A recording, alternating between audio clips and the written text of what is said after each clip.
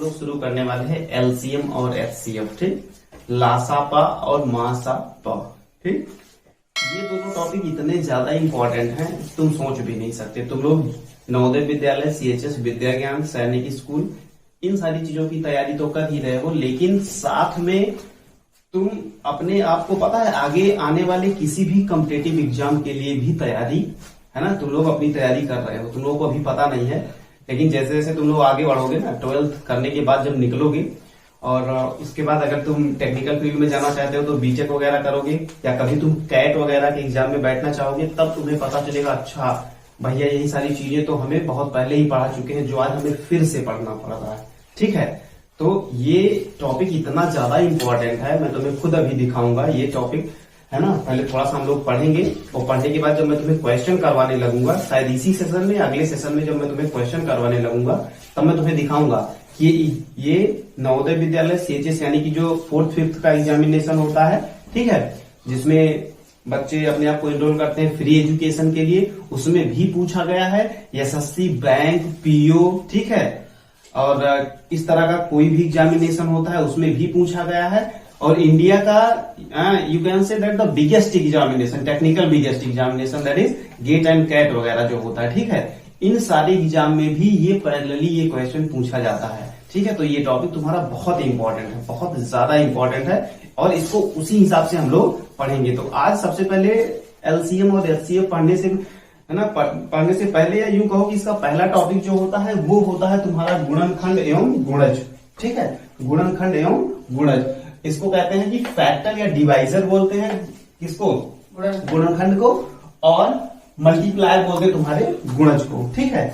अब देखो ये दोनों चीजें होती क्या है, ठीक है, ये दोनों चीजें बिल्कुल बेसिक से तुम्हें समझना है कि ये दोनों चीजें क्या होती हैं। देखो अगर तुमको गुणनखंड या गुणज समझना है तो सबसे पहले जैसे मान लो कि ये x अपान y है, ठीक है ना, ये x अपान y है, यानी कि x में अपन क्या कर रहे हैं, y से भाग लगा रहे हैं, x में अपन y से भाग लगा रहे हैं। अगर x में y से भाग लगाया जाए और ये पूरा पूरा कट जाए और शेषफल यानी कि रिमाइंडर जो है वो जीरो बचे, तो हम ये कह सकते हैं, कि x जो x है वो y का गुणज है, x जो है वो y का क्या है, गुणज है, और y जो है वो x का गुणनखंड है।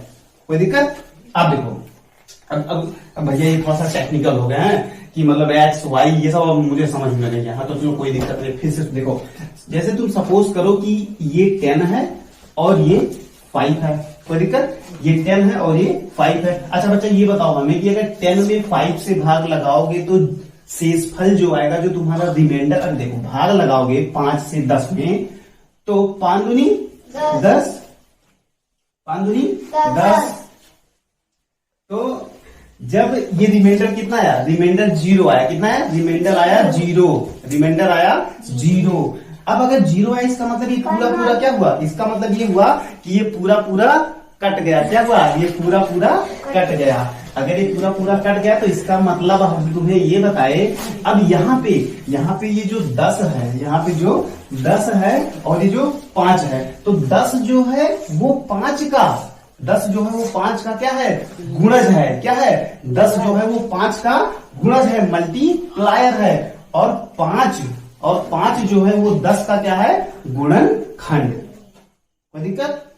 अब इसको तुम वीडियो पॉज करना और आराम से लिख लेना, और लिखने में क्या लिखोगे, लिखने में ये लिखोगे कि अगर 10 को, अगर x को y से भाग करते हैं और भाग पूरा कट जाता है, ठीक है, भाग पूरा कट जाता है और शेषफल या रिमाइंडर 0 बचता है, तो उस केस में x को y का गुणज और y को x का गुणनखंड बोलते हैं। कोई दिक्कत है ना?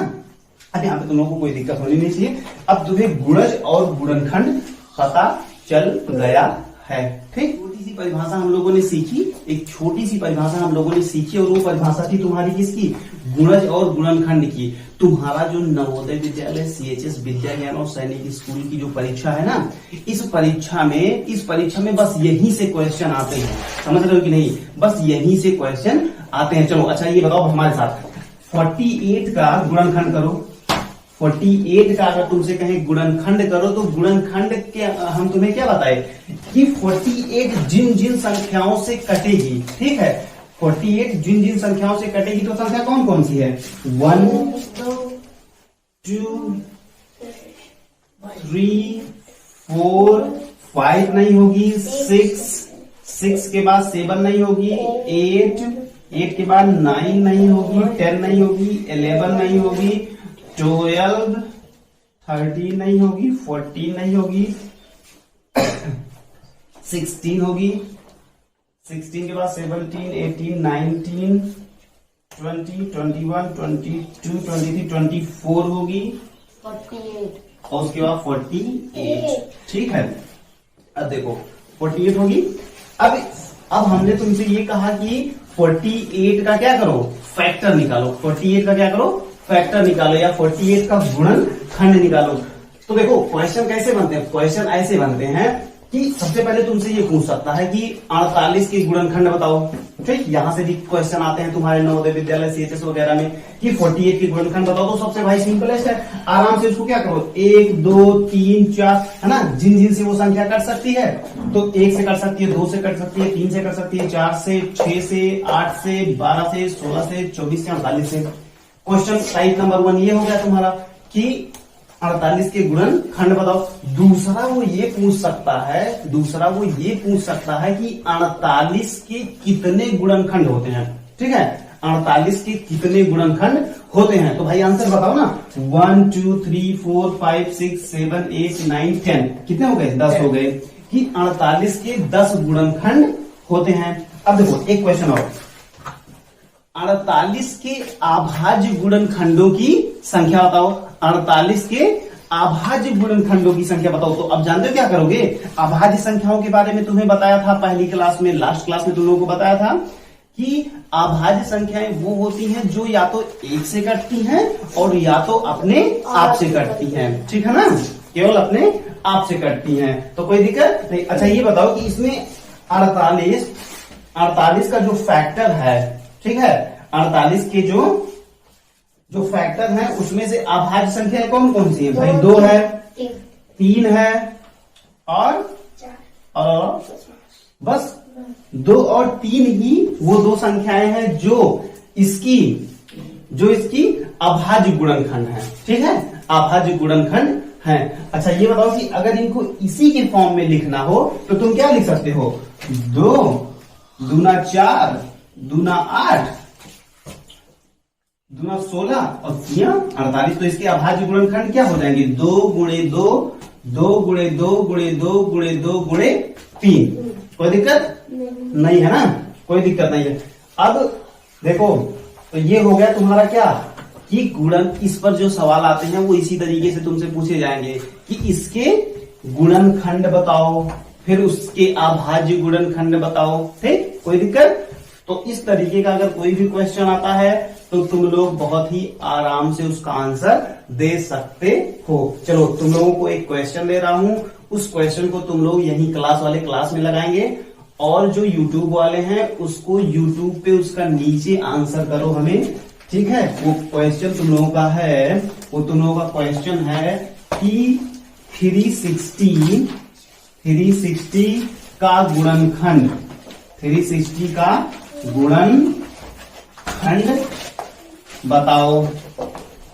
ये पहला क्वेश्चन है और उसी में 360 के गुणनखंडों की संख्या बताओ, ठीक है, 360 के गुणनखंडों की संख्या बताओ। ये क्वेश्चन नंबर 2 है। और क्वेश्चन नंबर 3 जो है वो ये है कि 360 के अभाज्य गुणनखंडों की संख्या बताओ, ठीक है, 360 के अभाज्य गुणनखंडों की संख्या बताओ। ये 3 क्वेश्चन हैं। इन तीनों क्वेश्चन पे बिल्कुल फोकस करो और फोकस करने के बाद हमें नीचे कमेंट में लिख के बताओ, यूट्यूब वाले यूट्यूब में और क्लास वाले क्लास में लिख के बताओ। चलो ठीक है, बात गुणनखंड की हो रही थी और मैंने तुम लोगों को दिया कि 360 का क्या करो, 360 के गुणनखंड लिखो, 360 के गुणनखंड लिखो। तुम लोगों का जो क्वेश्चन है तुम्हारे लेवल पे यही खत्म हो जाती है तुम लोगों की परीक्षा, ठीक है।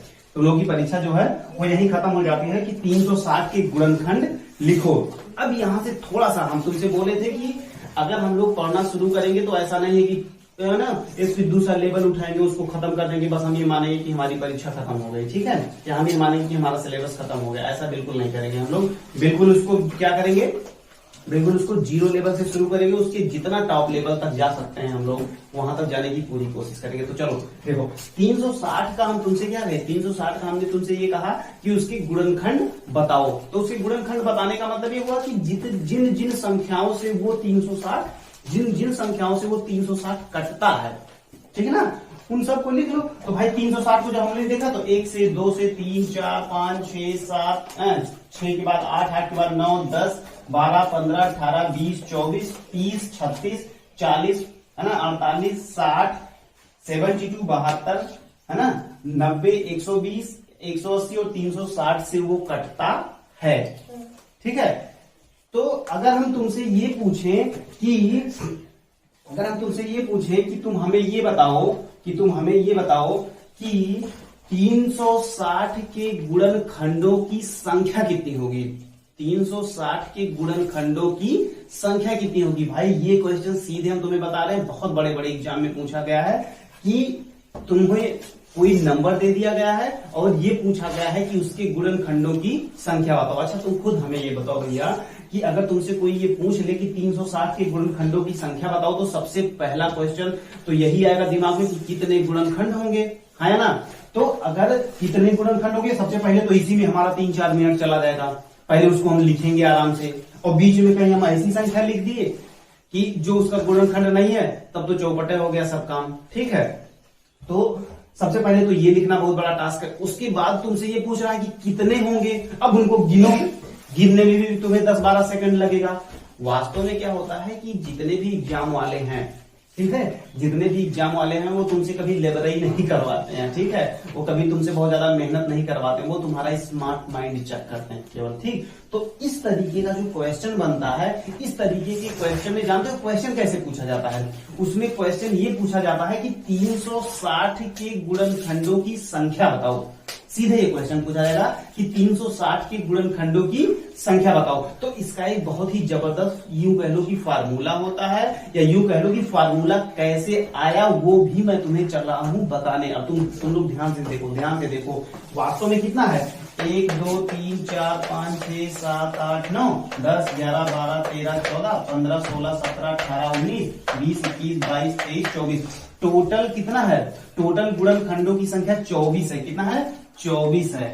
अब देखो ये 24 कहां से आया, ये 24 कहां से आया। अच्छा अब एक बात ये बताओ कि अगर तुमसे ये कहा जाए कि 360 के अभाज्य गुणनखंड निकालो, तो क्या तुम ऐसे नहीं निकालोगे, क्या तुम ऐसे नहीं निकालोगे कि उनकी क्या करोगे, अभाज्य संख्याओं से उनको भाग करते जाओगे, और फाइनली तुम क्या करोगे, 2 से भाग किए 180 आया, फिर 2 से भाग किए 90 आया, फिर 2 से भाग किए 45 आया, फिर 3 से भाग किए 15, 3 से भाग किए 5। तो इसके अभाज्य गुणनखंड क्या हो गए, 2 2 2 3 3 5। तो 2 गुणे 2 गुणे 2 गुणे 3 गुणे 3 गुणे 5। तो क्या भैया तुम इसको लिख नहीं सकते हो, क्या तुम इसको लिख नहीं सकते हो कि 2 की पावर 3 इंटू 3 की पावर 2 इंटू 5 की पावर 1। हाँ या ना बोल बच्चा तू पहले। अगर तुम कह सकते हो कि हाँ भैया हम बिल्कुल लिख सकते हैं, तो अब तुमको मैं एक जुगाड़ बताने चल रहा हूं। अब मैं तुमको एक जुगाड़ कह लो, या फार्मूला कह लो, या ट्रिक कह लो, कुछ भी कह लो। देखो यहाँ पे कितना है, यहाँ पे पावर कितना है 3, तो 3 + 1 कितना होगा, 3 + 1 मल्टीप्लाई करो। यहाँ पे कितना है, यहाँ पे 2 है, 2 को 2 + 1 करके फिर से मल्टीप्लाई करो। यहाँ पे कितना है, 1 है, 1 + 1 करके फिर से मल्टीप्लाई करो। अब देखो कितना हो गया, 3 1 4 2 1 3 1 1 2, तो 4 × 12 दूना 24। अब बता दो बच्चा कि ये 24 और ये 24 एक जैसा है कि नहीं। तो यहीं से फार्मूला जनरेट होता है, यहीं से फार्मूला जनरेट होता है कि इसमें तुम्हें कोई तोप डालने की नीड नहीं है, तुम्हें बिल्कुल घबराने की भी जरूरत नहीं है।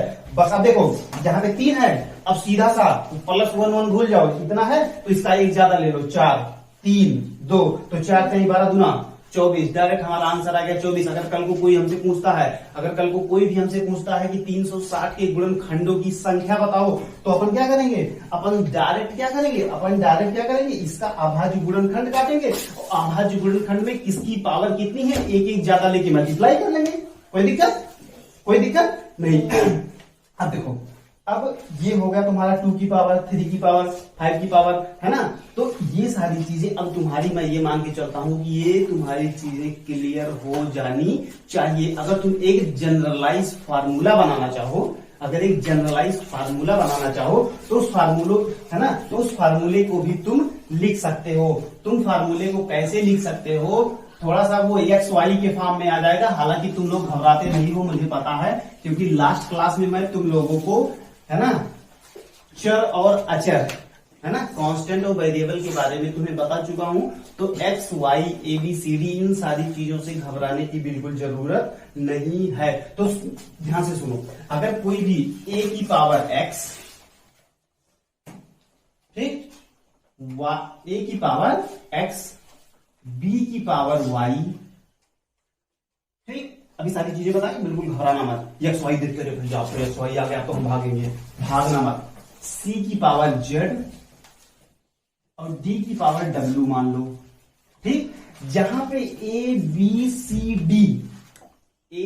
सी डी क्या है, अभाज्य गुणनखंड है। क्या है, अभाज्य गुणनखंड है। अगर इसको तुम इस चीज से देखो, इसको इस चीज से अगर तुम कंपेयर करो, तुलना करो इसकी, तो तुम क्या पाओगे कि ए की जगह क्या है, 2 है, बी की जगह क्या है, बी की जगह 3 है, सी की जगह क्या है, 5 है।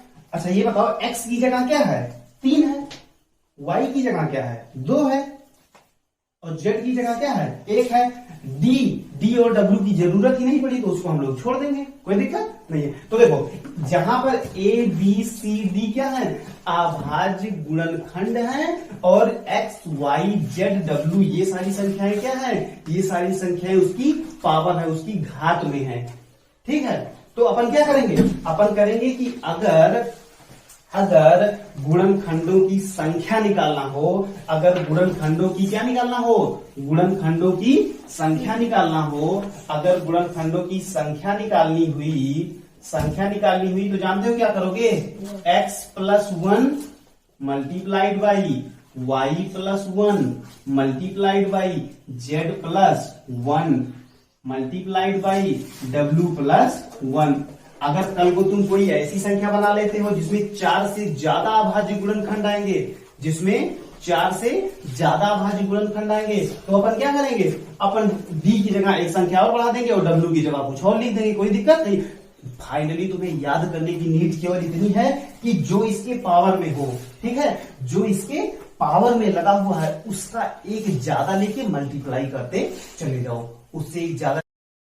लोग एक काम करो कि 720 का 720 का निकालो, क्योंकि वो थोड़ा सा लंबी संख्या है, उसमें हम लोगों की और प्रैक्टिस हो जाएगी। चलो 720 का निकालो, 720 का, है ना। जो ऑनलाइन देख रहे हैं वो कमेंट जरूर करें, इससे मजा आता है, ठीक है, एक कनेक्टिविटी बनी रहती है, ठीक है भैया। तो एक काम करो कि 720 का निकाल के बताओ।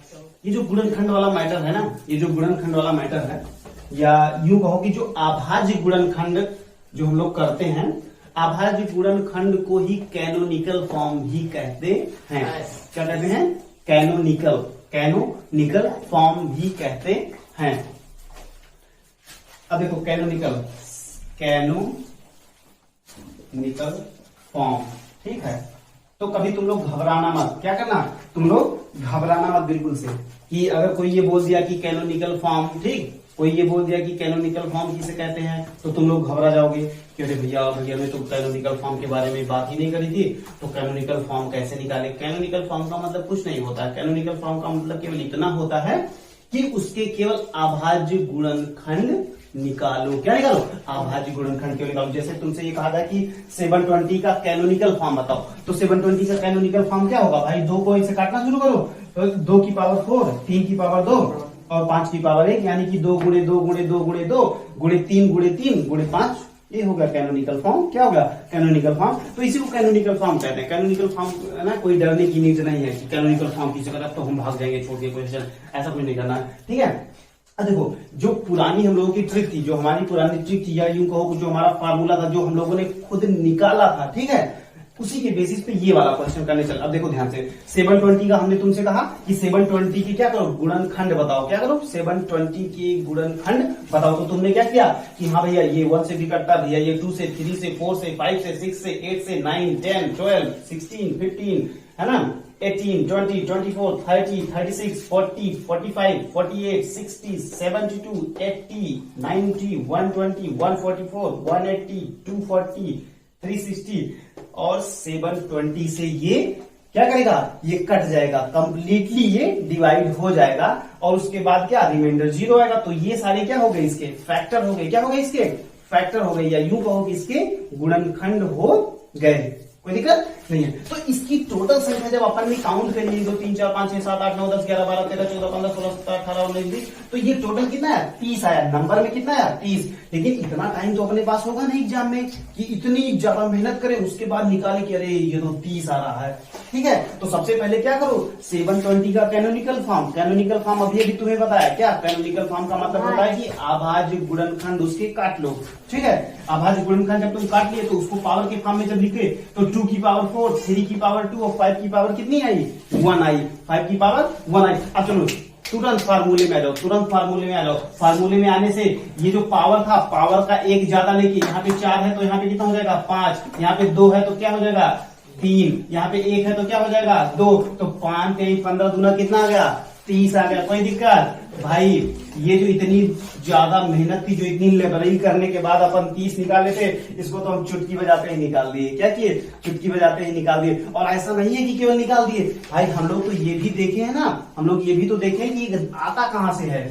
तो अगर इसको भूल गए तब तो ये तो निकालेंगे ही निकालेंगे, थोड़ा सा टाइम ज्यादा लगेगा। लेकिन स्मार्ट तरीके से क्या करेंगे, तुरंत कैनोनिकल फॉर्म, कैनोनिकल फॉर्म के बाद में इसको पावर के फॉर्म में, और पावर के फॉर्म में बस उसकी पावर से एक ज्यादा लेके मल्टीप्लाई कर लेंगे। अपना काम खत्म, अपना काम खत्म। अब